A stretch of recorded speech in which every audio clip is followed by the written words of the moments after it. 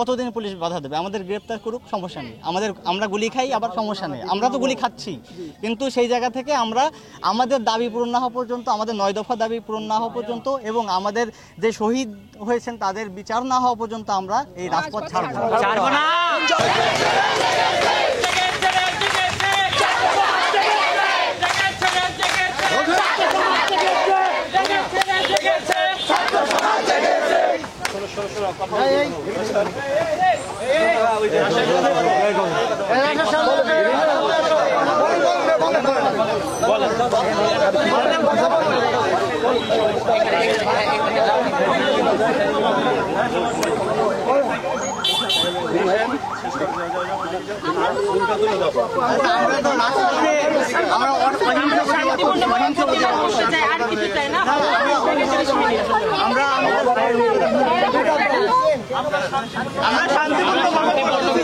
গণতান্ত্রিক রাষ্ট্রে সবারই অধিকার আছে।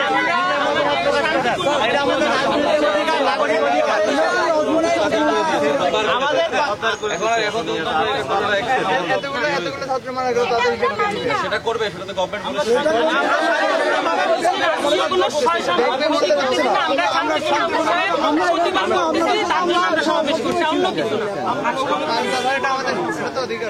পুলিশ সবসময় আমাদের সাহায্য বন্ধ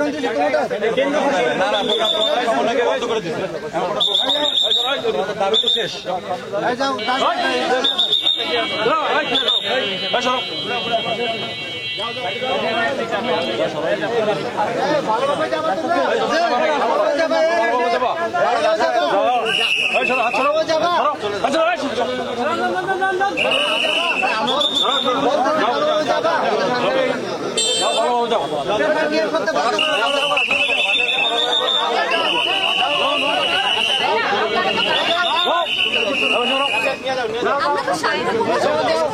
কেন বিদায় দিচ্ছেন? গণতান্ত্রিক দেশে বাস করি, আপনারা কেন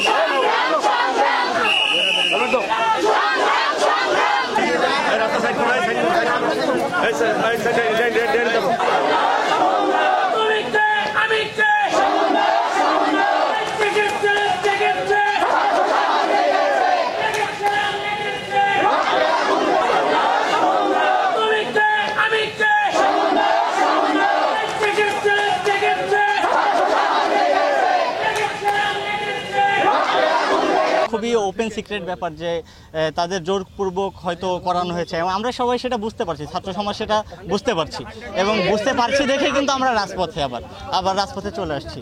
তো হ্যাঁ, আর যশোরে, শুধু যশোরে না, সারা বাংলাদেশে প্রত্যেকটা ইউনিটেই হয়েছে, বিশ্ববিদ্যালয়গুলোতে হয়েছে, উপজেলা পর্যায় পর্যন্ত হয়েছে এই ব্যাপারগুলো।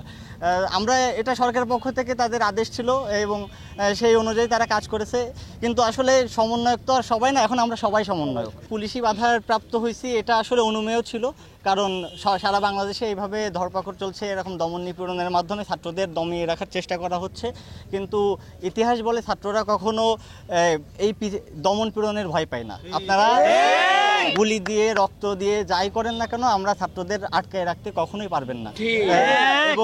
এবং আমাদের এই ধারাবাহিকভাবে এই আন্দোলন কর্মসূচি চলতেই থাকবে। কতদিন পুলিশ বাধা দেবে? আমাদের গ্রেপ্তার করুক, সমস্যা নেই। আমরা গুলি খাই, আবার সমস্যা নেই, আমরা তো গুলি খাচ্ছি। কিন্তু সেই জায়গা থেকে আমরা আমাদের দাবি পূরণ না হওয়া পর্যন্ত, আমাদের 9 দফা দাবি পূরণ না হওয়া পর্যন্ত এবং আমাদের যে শহীদ হয়েছেন তাদের বিচার না হওয়া পর্যন্ত আমরা এই রাজপথ ছাড়বো না।